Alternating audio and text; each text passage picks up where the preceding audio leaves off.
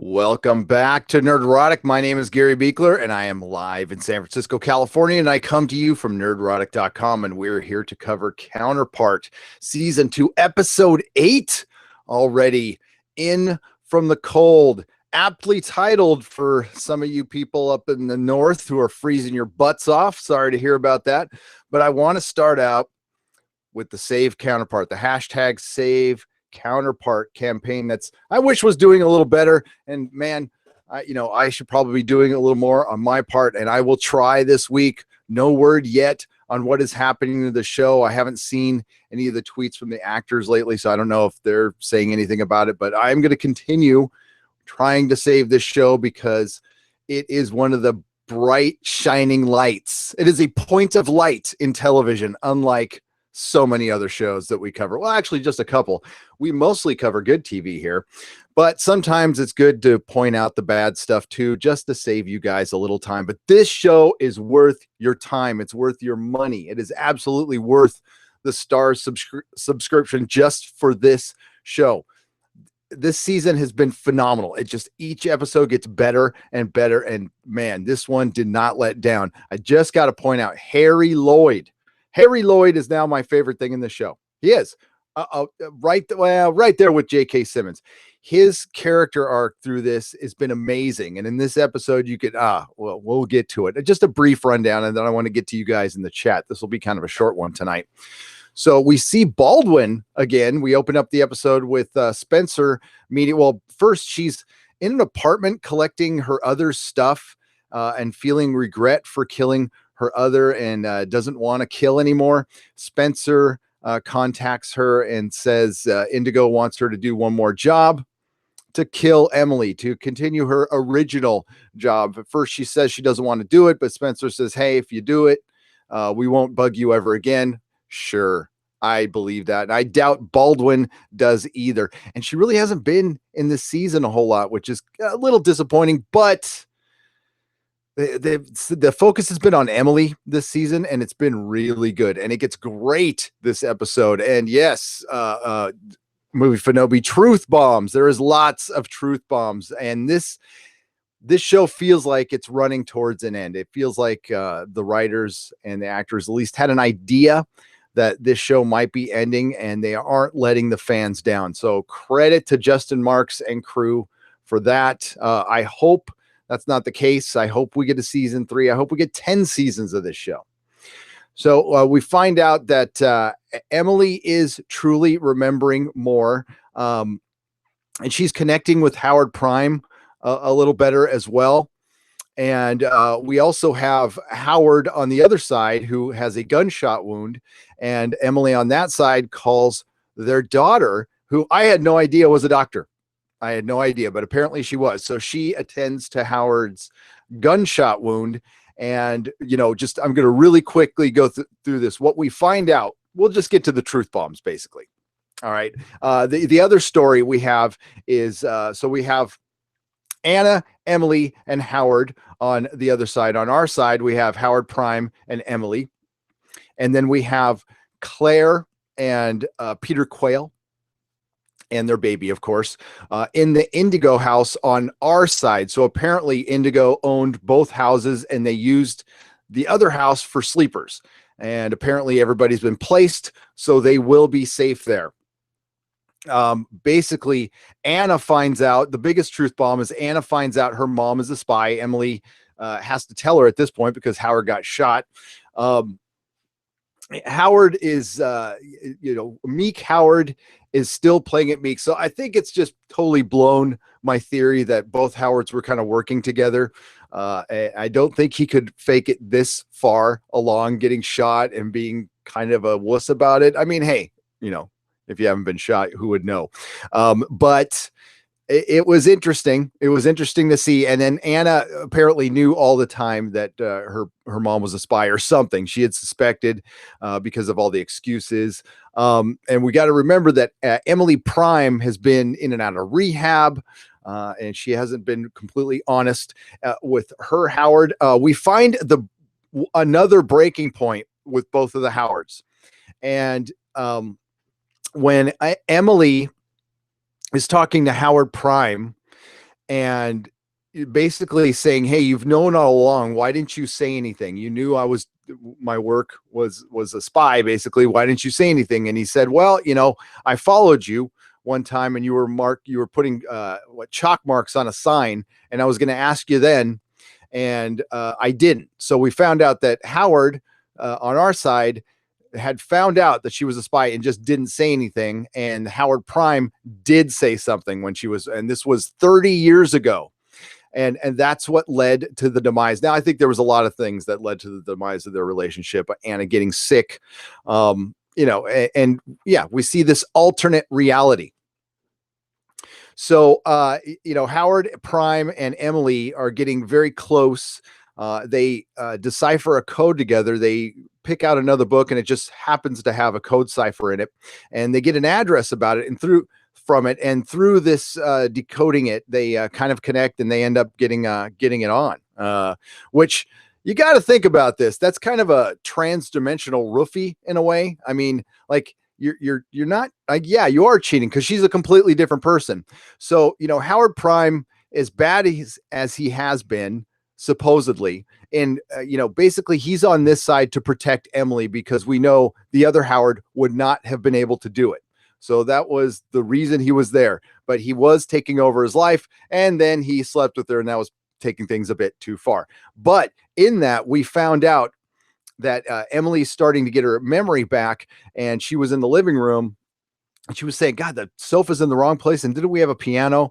And she figures out that she has a little drawing hidden in a painting, and it was a drawing from Anna. And we find out that Emily has been going to the Prime side to visit her daughter, because of course her daughter died on our side, died at birth, I believe. Right.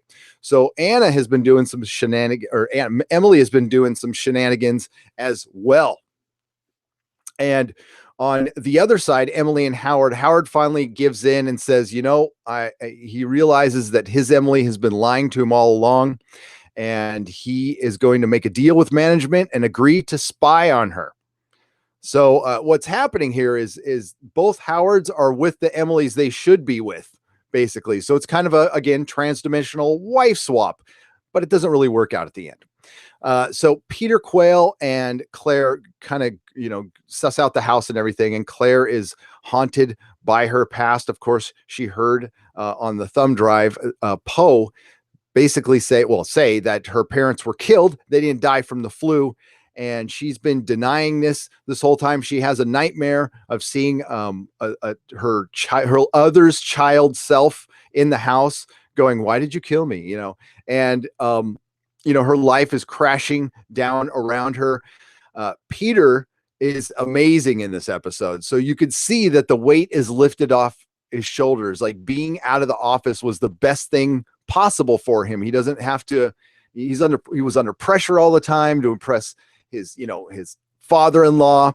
He's a deeply flawed man. He gambles, he cheats, and he finally, just being a father, being with his family is kind of what he's always wanted. So he seems happy here, and he is the voice of fucking reason, believe it or not, in this episode, and pretty much talks Claire down. She tells this really sad story about being in a rip current, and just how quiet it was when she got caught in the rip tide when she was swimming in the ocean, and how violent it was on the surface and how peaceful it was below. And she just wants to be pulled under.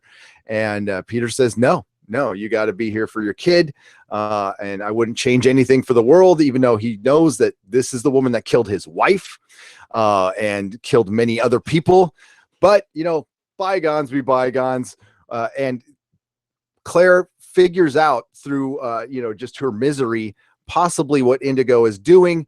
They run around the house, and they see that they have been testing a plague for the other side. So what Mira wants to do is shut the doors, kill a bunch of people on our side, and reset the balance. What I was thinking, that the reason they were testing the plague, because 2 episodes ago when they showed the experiment, they did mention that their immune systems, the one difference between each side is their immune systems were different.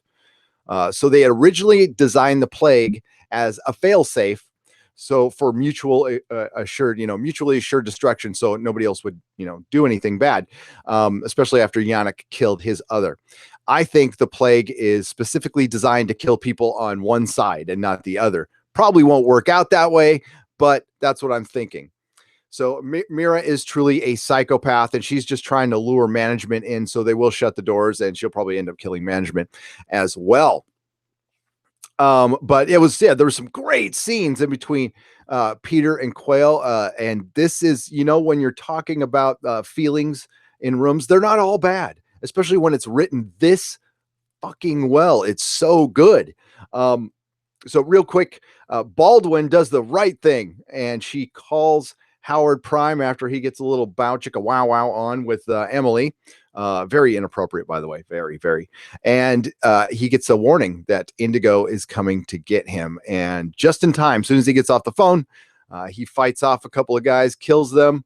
And did you see how yoked J.K. Simmons was in this scene? He's like holding the phone. He's all like, the beach is that way. Look at that. Look at that gun. And yeah. Chokes one guy to death, and of course Emily sees the whole thing and says, "Where's my husband?" That was great. Then she pulls a gun on him, says, "Get your shit, get out." And he's like, "Emily." So he initially was there to protect her, and believe me, if it was the other Howard there, she would have died. So I still think there might have been some contact. I could be wrong. I think we still have some truth bombs to go. Viking Bitch and Movie Finobi, and thank you for the $1.99 Movie Finobi. So much revelation in this episode. Quayle was a master. He was. So yeah, Counterpart absolutely rocks. What a great goddamn episode, and so much happened. And I just went over it briefly, but I want to get to you guys. So yeah, watch this show. It's like I said, it's worth the money. It's worth your time. Hey, Bulls Trek, the other YouTube channel, he got into it too, and that guy's got good taste. So listen to Bulls Trek, listen to me, listen to Doomcock. We've all showered the show with love for the right reasons because it's good. Totally agree. The writing is so poignant with meaning and details. The writers must just sit back and pinch themselves, Tarka, or they just sit back and go, damn. Yeah, they like finish a script and they just go, I'm great. Because they are. Damn, I'm good. Fantastic writing and acting. Now, if there were just more viewers. Yes, that's all we need. Now, I don't know. I don't even want to look at the overnights because they're sad. But the vast majority of these people watch it on Prime and Stars. And, hey, maybe I can ask. Stars, Amazon Prime, if you guys are listening out there, why don't you tell us? Let us know something. Let us know if we're right or wrong. Is it going to get picked up? I mean, is it in danger? Is there something we can do? Let us know. Throw up a tweet. Let me know what we can do, and we will try to do it. Okay. Mira freaks me out. She does not look like the brutal killer she is. Is anyone freaked out by Mira? Yeah. And that's kind of that's the good thing about this show is it's the people you least suspect. Like, Claire's called Shadow for a reason. She's just this, she's a little woman who just kills everybody. And so, and it does it in a very realistic way. She's not sitting there like kicking the crap out of 300-pound Russian dudes. She's doing her thing because she's been trained and indoctrinated. That whole scene between her and Peter when he's just pleading with her, he's like, you've been indoctrinated. It's not your fault. And she's like, you don't understand. I've been indoctrinated. So yeah. And that realization washing over her, and you can see it. And the acting is so good by everybody in this show. What a great cast. What a great cast.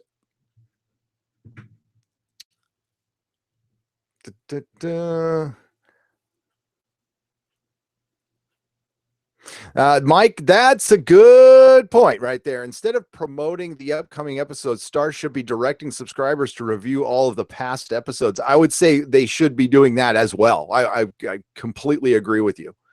They have tried.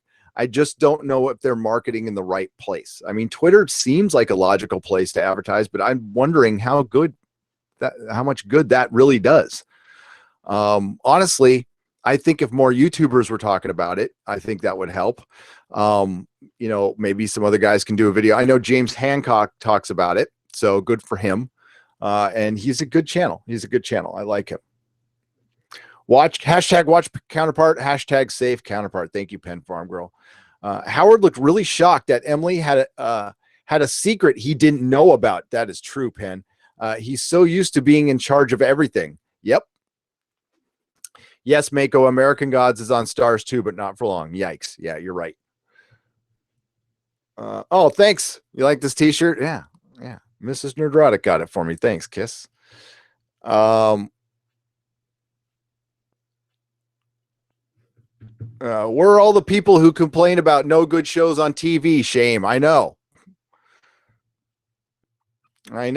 Apparently, apparently I am angry about shows for profit, but I'm also happy about shows for profit. And I mind you, I let you guys know that, I make money off advertising, and some of that is Star Trek Discovery,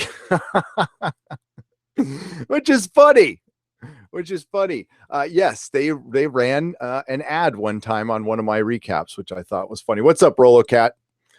Harry Lloyd is such a good actor. He played Viserys perfectly too. He really did. He was also in the Family of Blood, the two-parter with Doctor Who, with David Tennant's finest acting in all of Doctor Who was in that. Quayle has a brilliant line that Claire loves and hates Mira, which is just how he's felt. Yep. Because he knows someone in prime management must be in league with Mira. I totally agree with you, Mike. I absolutely agree.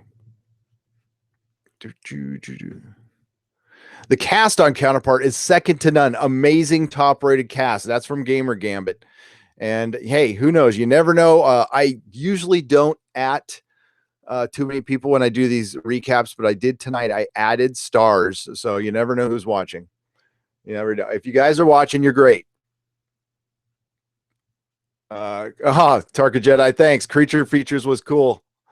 That was fun. It was really, so I was on a local TV show, KOFY TV Coffee TV 20 here in San Francisco on Creature Features, which is an old horror B movie show that Bob Wilkins used to host. He's kind of a legend. It's been taken up by my good friend Vincent Van Dahl and Tangela and Winston. And if you go to my channel, you can be directed towards the interview. It was fun. Emily is such a fascinating character. Of course, the two Howards are played brilliantly. What do you think, mate? Yes. Okay. We talked about this. I did a little viewing.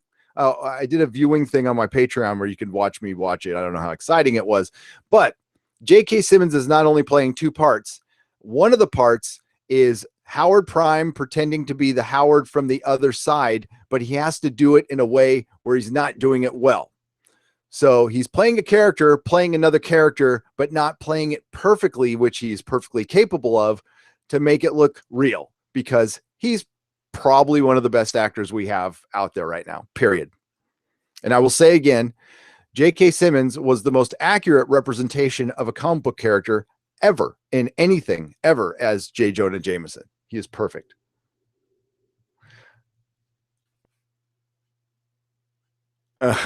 No offense to Gary. He has a good radio voice, but staying here to show support. Okay. I'm glad you're staying here to show support. I appreciate that, Gamer Gambit. You just got an autograph from Harry Lloyd? Oh, you showed it on Patreon? I will check it out. Awesome. Where was he? I would get his autograph. Yeah, Counterpart does rock, Gamer Gambit. Counterpart is the best sci-fi drama in the world. I cannot think of a better show currently running right now. No, there is no other show right now running currently that is better written, better acted, better everything than Counterpart. I love the Orville. It is no Counterpart. The only show I would put up with Counterpart is there's two I would put up with Counterpart is The Expanse and Legion. We're lucky to have, and it looks like only one of those shows is going to survive. Thank you for the $5 super chat, Gamer Gambit. If not for this channel, I would have never heard of Counterpart. I was still watching the show and didn't want spoilers. I have sound on now. Gotcha. Okay. Hey, dude, it's all good, man. I appreciate you watching anytime. Great. Just finished Counterpart. Awesome. It was so good this week. Yes, Thomas Potts. So sports ball, I don't care about sports ball because they ripped my favorite team out of my home city, San Diego. That's why I don't care. I used to care a lot. But yes, it is quite funny. And I will report that the Raiders will be playing in San Francisco. Well, that's not as bad as they almost played in San Diego, Thomas. They were thinking about it, but Giant Stadium, the San Francisco Raiders. How hilarious is that? The NFL is a cluster F. Screw sports ball. Counterpart. You know why Counterpart is better than sports? Because you don't lose watching Counterpart. Your team doesn't lose. One of your people might die, but you don't lose as a viewer. You win because you are entertained. Counterpart is on Starz and Amazon Prime, Kevin Rose. You can get, if you're an Amazon Prime member, you can get the Starz extension. I believe it's $10. They have a trial going on. Penn Farm Girl was talking about they have, I do believe, a free 30-day trial, or even if they have a week, you can down Counterpart in a week, easy. And KSS is happy, and Jeremy from Geeks and Gamers is happy. I was kind of good. Hey, Mrs. Nerdrotic used to do Tom Brady's mom's hair before she got sick. I don't know if I haven't heard anything. I hope she's doing better, but she's very, very ill. So thoughts and prayers out to Mrs. Brady. But yes, my wife used to do her hair, and she has a story of where she saw a little 15-year-old Tom Brady waiting in the waiting room while his mom was getting his hair done. I only finished tonight's great episode now because I was watching Brady win his 6th ring. I know, that's unbelievable. Virus confirmed, Shadow confirmed, Bad Howard, or as Penn calls, Action Howard, which that's what I think. Is he bad? Well, I mean, yeah, he did a very bad thing tonight. He did a very, very bad thing. He did a bad thing. Revealed playing good Howard, secret daughter visits, Claire possibly turning. I think she's turned. Wonderful acting. Yes. So here's what's going to happen. Baldwin, Action Howard, and Claire are all going to team up and try to take down Mira. Now, I hope we don't get a cliffhanger. James Cromwell has just disappeared, which is love the Orville right now. Thanks for the recommendation. I would have avoided it due to the ratings. James, thank you. Thanks for listening. I appreciate it. Thanks for watching. Yeah, I'm glad you like it. Love your channel and just wanted to say hi. Saw the Netflix reboot of Lost in Space and I was horrified and couldn't get past the first episode. Did I like it? No. It was like okay. When I did the review, I was like, it's all right, but it got repetitive and stupid. Yeah, don't watch the whole thing. It gets really dumb. I wonder what deal Howard is going to make with management. That is a great question, Red Rocket. Spying on, is he just simply going to spy on Emily? It's going to be real interesting. This management meeting, like Mira just absolutely seems to have the upper hand on everybody. So I'm going to need a little explaining on that. Because Claire said it's only Mira. I have a feeling it's not only Mira. Am I the only one thinking that? Baldwin, Action Howard, and Claire take down the Indigo cell. Yep. But then I agree with that, Mark. But I think we'll find something else. What was that? What did I say during the viewing party? If we get a season 3, wouldn't it be brilliant? Is like they take down the Indigo and they consolidate management or take it over, or somebody else takes over, and then all of a sudden a third Howard pops in going, we got a problem. Oh, damn. Management will all be killed. Journey, trials, and joy. They're walking into a trap. They're idiots. How did they stay alive this long and they're just going to go meet Mira?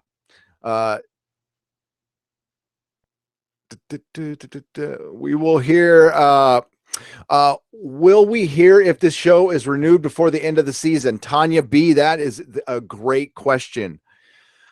I think the longer it goes, I'm going to have to look into that, Tanya. I can't remember when season 2 was announced. So, not that they all announce it at the same time. I would imagine if we don't hear anything by the end of the season, it doesn't look good. I'll say that. With Stars, they have an MO, a modus operandi with that. And yeah, if we do not hear by the end of the season, I would imagine it's done. I have to say, Preacher speaks to my preferred mind a lot. Bad second season means I can't recommend it, though. Mako, yeah, it's almost, here's how you recommend Preacher. Watch season 1, watch the first 2 episodes of season 2 and the last 2 episodes, and then watch all of season 3. Then you could recommend it. I think the Stars CEO left the company. Oh, yeah, I know. They just got bought out, and I think they were bought to flip, and now they can't because cable companies are worthless.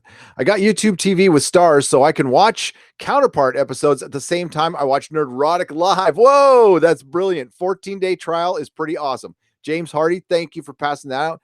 Yeah, support YouTube because, Google needs more money. Save Counterpart, save freaking Quayle. Absolutely.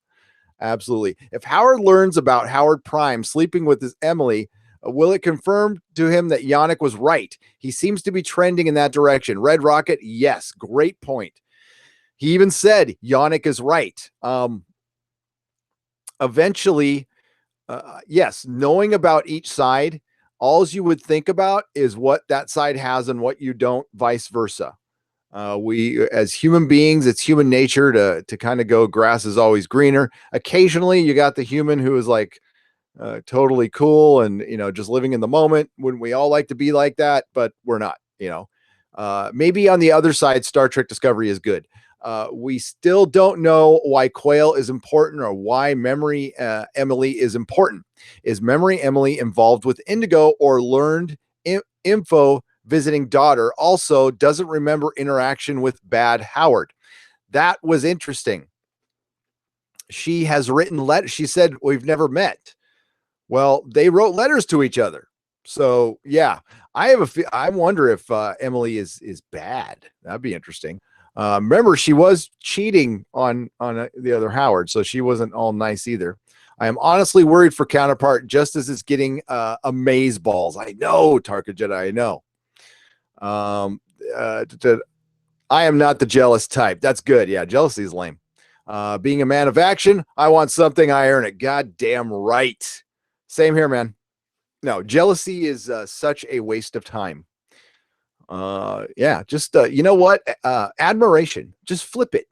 Just flip the jealousy, because jealousy is usually that person's got something I want. Just, you know what? Get inspired by it. Go, that person did something I wanted to do. Well, that means I can do it too. If I work hard enough. Yeah, get inspired. Don't get jealous. I'm worried too. I'm hoping they don't rush everything and tie everything up if they don't, if they're not getting a third season. Agreed.